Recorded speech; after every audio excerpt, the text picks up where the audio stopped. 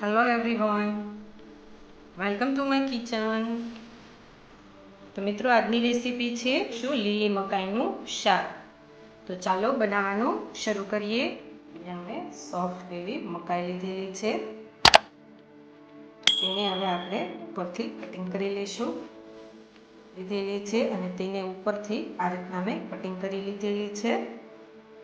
તેના માટે હવે આપણે 1 ગ્લાસ પાણી લીધેલું છે. હવે તેને આ મકાઈને આપણે બોઇલ કરી લઈશું. પેન લીધું છે મેં, તેમાં જે આપણે 1 ગ્લાસ વોટર લીધેલું છે તે એડ કરી દઈશું. 1 ટેબલ સ્પૂન હળદી પાવડર એડ કરી દઈશું. 1 ટેબલ સ્પૂન મીઠું એડ કરી દઈશું. ગેસની ફ્લેમ છે આપણે લો રાખીશું. આપણું પાણી જે છે તે હવે ગરમ થઈ ગયું છે, તો તેમાં આપણે જે મકાઈ લીધેલી છે તે એડ કરી દઈશું. આ રીતના તેને સારી રીતના હલાવી લઈશું. તમે જોઈ શકો છો જે આપણા મકાઈનો રંગ છે તે સરસ મજાનો આવી જશે. આપણે જે દાણા છે અંદર એડ કરી દીધા છે, તો ઉપર હવે આપણે ડીશ ઢાંકી દઈશું અને તેને 5 મિનિટ સુધી ઉકળવા દઈશું, જેથી કરીને આપણી જે મકાઈ છે તે સરસ મજાની બફાઈ જાય. હવે આપણી 5 મિનિટ થઈ ગઈ છે, તો ગેસ ઓફ કરી દીધો. તમે જોઈ શકો છો કે આપણી જે મકાઈ છે તે સરસ મજાની બફાઈને રેડી થઈ ગઈ છે. એક પ્લેટમાં તો અહીંયા જે આપણે મકાઈ જે બોઇલ કરેલી હતી તેને એક બાઉલમાં લઈ લીધી છે.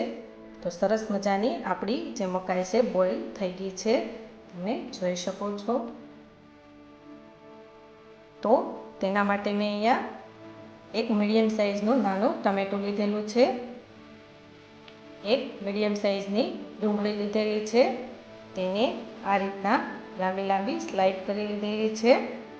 તેના માટે દહીં લીધેલું છે 1 નાની વાટકી. આદું લીધેલું છે, અહીંયા કાજુ લીધેલા છે પછી 7 નંગ, અને તેને મેં આ રીતના 30 મિનિટ જેટલા પલાળી દીધેલા છે. 3 નંગ જેટલી લસણની કળી લીધેલી છે, તેને પણ આ રીતના મેં નાની નાની કટિંગ કરી લીધેલી છે.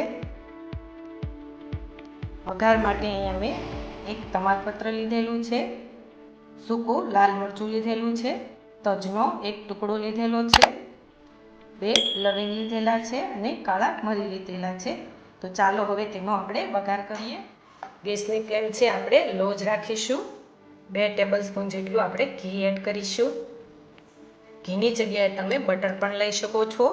હવે 2 ટેબલ સ્પૂન જેટલું તેલ એડ કરી દઈશું. 1 ટેબલ સ્પૂન જેટલું જીરું એડ કરી દઈશું.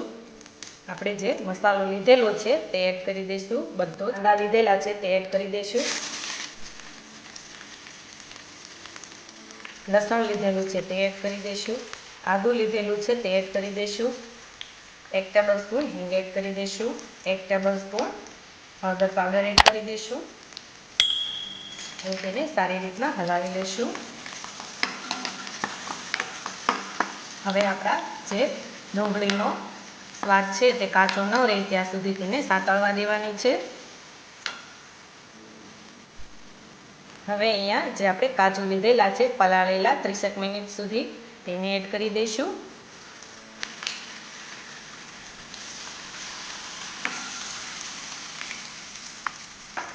હવે અહીંયા જે આપણે ટામેટાં લીધેલા છે તે એડ કરી દઈશું. તેને પણ આ રીતના સરસ મજાના હલાવી લઈશું. હવે આપણા જે ટામેટાં છે તે સંતળાઈ જાય અને તેમાંથી તેલ છૂટું પડી જાય ત્યાં સુધી તેને સાંતળવા દઈશું, અને ઉપર આપણે ઢાંકણ ઢાંકી દઈશું અને 2 મિનિટ સુધી તેને ચડવા દઈશું. લઈ લઈશું. તો તમે જોઈ શકો છો કે જે આપણું શાક છે તેમાંથી તેલ છે જે સરસ મજાનું છૂટું પડી ગયું છે. ટામેટાને આ રીતના આપણે એકરસ કરી લઈશું. હવે 2 ટેબલ સ્પૂન જેટલું ચટણી પાવડર એડ કરી દઈશું. તમે કાશ્મીરી લાલ મરચું પણ લઈ શકો છો. મેં અહીંયા સાદું મરચું લીધેલું છે. 1 ટેબલ સ્પૂન ધાણા જીરું પાવડર એડ કરી દઈશું. અડધી સ્પૂન ગરમ મસાલો એડ કરી દઈશું. તમે કોઈ પણ ગરમ મસાલો એડ કરી શકો છો. તો તેને આ રીતના હવે હલાવી લઈશું. સારી રીતના તમે જોઈ શકો છો કે આપણું જે શાક છે તે એકદમ સરસ ઘટ એવું બની ગયું છે. સ્વાદ અનુસાર મીઠું એડ કરી દઈશું, ટીસ્પૂન ખાંડ એડ કરી દઈશું. જો તમારે કરવી હોય તો તમે કરી શકો છો. મેં અહીંયા ખાંડ લીધેલી છે. હવે આપણે જે દહીં લીધેલું છે તે એડ કરી દઈશું. તેને આ રીતના હલાવી લઈશું. તેને 2 મિનિટ સુધી રહેવા દઈશું. તેને આ રીતના સતત હલાવતા રહેવાનું છે, જેથી કરીને આપણું જે દહીં છે તે સરસ મજાનું એક મિક્સ થઈ જાય. જે આપણે બોઇલ કરેલી મકાઈ લીધેલી છે અમેરિકન, તે એડ કરી દઈશું. આ રીતના હલાવી લઈશું. ગેસની ફ્લેમ છે તે આપણે લો જ રાખીશું. તો અહીંયા મેં જે બોઇલ કરેલું વોટર છે તે એડ કરીશું. જો તમારે શાક ઘટ રાખવું હોય તો પાણી ન એડ કરો તો પણ ચાલે. હું અહીંયા ગ્રેવીવાળું શાક કરું છું એટલે થોડુંક આપણે પાણી એડ કરીશું. જો તમારે કરવું હોય તો તમે કરી શકો છો. હવે તેને 2 મિનિટ સુધી રહેવા દઈશું અને ઉપરથી ઢાંકણ દઈ દઈશું. તો ઢાંકણ લઈ લઈશું. તો હવે આપણી ગેસની ફ્લેમ છે તે ઓફ કરી દઈશું.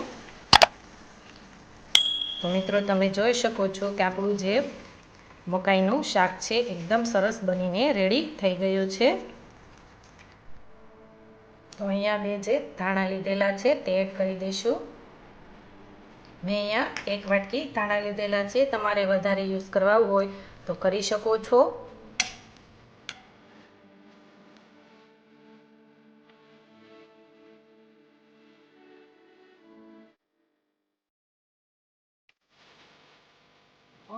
હવે જે આપણું શાક છે તે એક પ્લેટમાં લઈ લીધું છે. તો હવે આપણે ઉપરથી ચીઝ એડ કરી દઈશું.